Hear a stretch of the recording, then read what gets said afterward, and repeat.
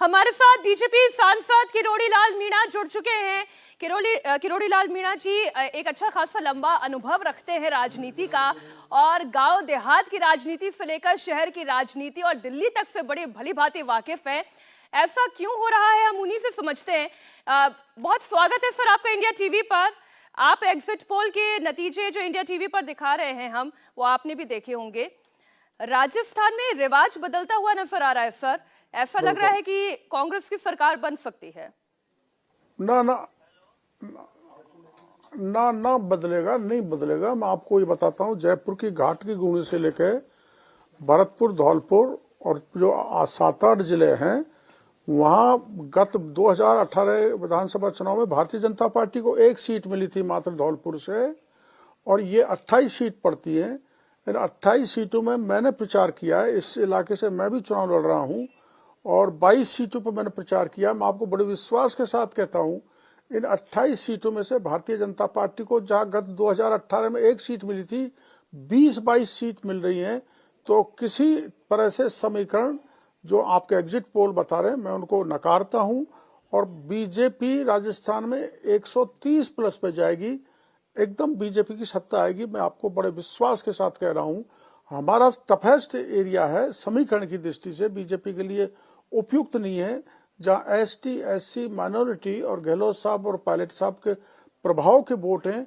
उनके प्रभाव के क्षेत्र में जो हम बीजेपी टफेस्ट मानती है, वहां 20-22 सीट आने का मतलब राजस्थान में 130 प्लस पर भारतीय जनता पार्टी पहुंचेगी। देखिए, ये आपका आकलन है सर, और आप तो खुद कह रहे हैं कि उन इलाकों में आपने प्रचार किया है, तो आप अपना आकलन बता रहे हैं। हमारे जितने पोलस्टर्स वहां पर पहुंचे, उन्होंने जो लोगों से बात की, जो उन्होंने सर्वे किया है, वो एग्जिट पोल बता रहा है। लेकिन सर, अगर जो आप कह रहे हैं वो तो 3 तारीख को पता चल ही जाएगा, बट आप 130 तक की बात कर रहे हैं। ये एक बहुत बड़ा मैंडेट आप बता रहे हैं, जबकि एग्जिट पोल के आसपास भी ये मैंडेट दिखाई नहीं देता, अगर आपकी बातों को मैं सच मानूं तो। आपने 2013 में मैंने देखा था, आपने कांग्रेस को एग्जिट पोल ने 39 सीट बताई थी जो 21 पर पहुंच गई, और भारतीय जनता पार्टी की सीट 120 बताई थी जो 163 पर पहुंच गई। इसलिए ये एग्जिट पोल की मैं 100% सत्य नहीं मानता। मेरा तो यही कहना है कि अब की बार कई मुद्दों को लेकर कांग्रेस के खिलाफ लोगों में आक्रोश था, और वो अंडर करंट था कि भारतीय जनता पार्टी को सत्ता में लाना है। यहाँ कई जगह जनता ने आगे होकर भारतीय जनता पार्टी को जिताया है। इसलिए मैं बड़े विश्वास के साथ कह सकता हूं कि बीजेपी सत्ता में प्रचंड बहुमत से लौट रही है। लेकिन इसके ठीक उलट मुख्यमंत्री अशोक गहलोत से जितनी दफा भी हमारे संवाददाताओं ने बात की, वो यही कहते रहे कि अंडर करंट तो कांग्रेस पार्टी के लिए दिखाई दे रहा है, और इसी अंडर करंट के ही मुताबिक वो ये कह रहे थे कि हम सरकार में दोबारा लौट रहे हैं। अंडर करंट वो किस हिसाब से कह रहे हैं, लेकिन जिस प्रदेश में खुद मुख्यमंत्री, गृह मंत्री हो और 13 साल की बेटी के साथ गैंग रेप होकर उसको भट्टी में फेंक दिया जाए, लॉ एंड ऑर्डर की बिगड़ती हुई स्थिति यहाँ पर रही है, भ्रष्टाचार चरम पर यहाँ पर रहा है, अब भी तिजोरियों में, अब भी लॉकर्स में पैसा और सोना निकल रहा है। 1 करोड़ 12 लाख जवानों का जो परीक्षा आयोजित की गई थी, सारे के सारे पेपर लीक हुए, और तुष्टीकरण की पराकाष्ठा यहाँ पर रही, और किसानों के साथ और जवानों के साथ यहाँ धोखा किया गया। तो ये अंडरकरेंट जरूर है कि इस सरकार को कैसे न कैसे हटाना, इससे पीछा छुड़वाना, ये मेरे को मिला है। मैं राजस्थान के कम से कम 13 जिलों में सतत 5 साल तक घुमा हूँ, छोटा सा बड़ा आंदोलन किया है, तो जनता का बड़ा रेस्पॉन्स मिला है, और वो आक्रोश अंडर करंट के रूप में भारतीय जनता पार्टी के पक्ष में है। देखिए सर, इसमें तो कोई शक नहीं है कि आप इतने सीनियर लीडर हैं, आपकी सीनियरिटी को और आपके अनुभव को तो मैं कतई चैलेंज कर नहीं सकती। लेकिन हाँ, ये जरूर है कि एग्जिट पोल जो मुझे दिखा रहा है वो जरूर मैं आपके सामने रख सकती हूँ, और इस एग्जिट पोल के मुताबिक ना लॉ एंड ऑर्डर का इशू काम करता नजर आ रहा है, ना वो लाल डायरी काम कर रही है जो आप लेकर सामने आए, जिसके आधार पर आपने आरोप लगाए सरकार पर कि गजब का भ्रष्टाचार हुआ। नहीं, आप ये बताओ ऐसा कौन सा काम कर दिखाया गहलोत साहब ने जिसके कारण अंडर करंट उनके पक्ष में जो घोषणाएं जितनी रेवड़ियां बांटी हैं वो केवल कागजों पे है, जमीनी हकीकत अलग है। जमीन पर जनता को कुछ नहीं मिला सिवाय धोखा के। अब इन्होंने जिले बना दिए, ऊट पटांग योजनाएं दे डाली, वो योजनाएं जनता तक नहीं पहुंची। और आप देखोगी मोबाइल भी बांटे तो जिस महिला को मोबाइल दिया ये कह के गहलोत ने दिया है, वो महिला ये कहती है आपका मोबाइल वापस ले जाओ, मैं तो वोट मोदी को दूंगी।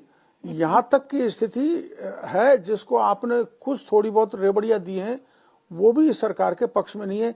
गहलोत के पक्ष में अंडर करंट होने वाला, आप पूछे गहलोत साहब से ऐसा कौन सा कदम है जिसके कारण उनके पक्ष में अंडर करंट आया है। नहीं, ये तो बात सर मैंने खुद ही उनसे पूछी थी। जब मैंने इनसे इंटरव्यू लिया था तो यही मैंने पूछा था कि आपके फेवर में क्या चीजें काम कर सकती है, तो उन्होंने कहा था कि जो हमने 7 गारंटी दी है ये डायरेक्टली लोगों से कनेक्ट हो रही हैं। फिर चाहे वो सिलेंडर की बात हो गई हो, चाहे बिजली की बात हो गई हो, या गृह लक्ष्मी गारंटी की बात हो गई हो, तो सारी गारंटीज गिनवा रहे थे और कहते इसी के दम पर हम सरकार बनाएंगे, आप देखिएगा। ये उनका दावा था। गारंटी तो 2018 में गारंटी दी थी गहलोत साहब ने। यहाँ तक राहुल गांधी जी ने 10 दिन गिना के 10 बोले थे कि हम किसान का संपूर्ण कर्जा माफ कर देंगे, भरपूर नौकरी देंगे, जब तक नौकरी नहीं मिलेगी तब तक जवानों को 3,500 करोड़ रुपए भत्ता देंगे मासिक और पूरी सुरक्षा देंगे। तीनों चीज जो मैं बता रहा हूँ, किसानों ने यहाँ पर आत्महत्याएं की हैं और 19,000 किसान परिवार ऐसे हैं जिनकी चल अचल संपत्ति को नीलामी का नोटिस दिया है। उसके कारण कई किसान आत्महत्या कर बैठे। और जवानों के साथ तो जो हुआ है, पेपर लीक सहित किसी प्रकार की छात्रवृत्ति नहीं दी गई और किसानों की जमीन कुर्क की गई। तो मेरे को कोई ऐसा कदम लगता नहीं गहलोत साहब का कि उनके कदम के कारण कहीं अंडर करंट आया हो। ओपीएस तो एक दिव्य सपना है, कब मरी सासू कब आएंगे आंसू, एक ऐसा स्थिति है जो मेरे को तो किसी तरह से उनके पक्ष में अंडर करंट नहीं लगता। अच्छा सर, मैं खुद राजस्थान के कुछ जिलों में गई हूँ, वहां पर जिन लोगों से मेरी बातचीत हो रही थी तो आम लोगों के मन में एक बात जरूर थी। अब जैसे आपने बात कही प्रधानमंत्री नरेंद्र मोदी की, तो उनको लेकर, उनके चेहरे को लेकर तो कोई संशय है ही नहीं। और ये तो लोग कहते हैं कि लोकसभा चुनाव में हम तो मोदी जी के साथ खड़े हैं, लेकिन जैसे बात राजस्थान के विधानसभा चुनाव की मैं पूछती तो फिर वो ये कहते कि एक चेहरा तो कम से कम बीजेपी को देना चाहिए था। वसुंधरा राजे ना सही तो किरोड़ी लाल मीणा का चेहरा आगे करना चाहिए था। एक चेहरे के साथ अगर पार्टी इस चुनाव में जाती तो शायद नतीजे कुछ और होते। ये मैं लोगों का आकलन आपके सामने रख रही हूं सर। न और ही नतीजा और नतीजे कुछ लोगों ने आपको कहा होगा और नतीजे आपको मिलेंगे। आप ये बताओ, हमारे पास मोदी जी से बड़ा कोई चेहरा है क्या? चाहे मैं हूं, चाहे वसुंधरा जी हो, चाहे प्रतिपक्ष के नेता हो, चाहे कोई भी मुख्यमंत्री की ख्वाहिश लेके बैठा हो, उनके चेहरे से काम नहीं चलता।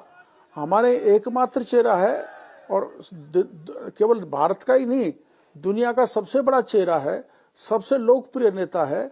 उसके नाम पर हमको वोट मिले और मिलेंगे और हम जीतेंगे, ये हमको भरोसा है।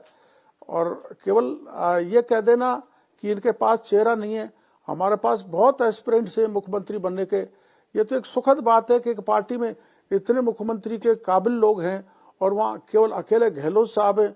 वो पायलट को भी कहीं आगे नहीं आने देना चाहते। तो इनकी आपस की कंट्रोवर्सी भी बहुत है दोनों की। और हमारे हेल्दी कंपटीशन है कि हमारे इतने उम्मीदवार हैं, एक सुखद वातावरण है और सबने मिलकर काम किया है। पार्टी निश्चित रूप से सत्ता में आएगी।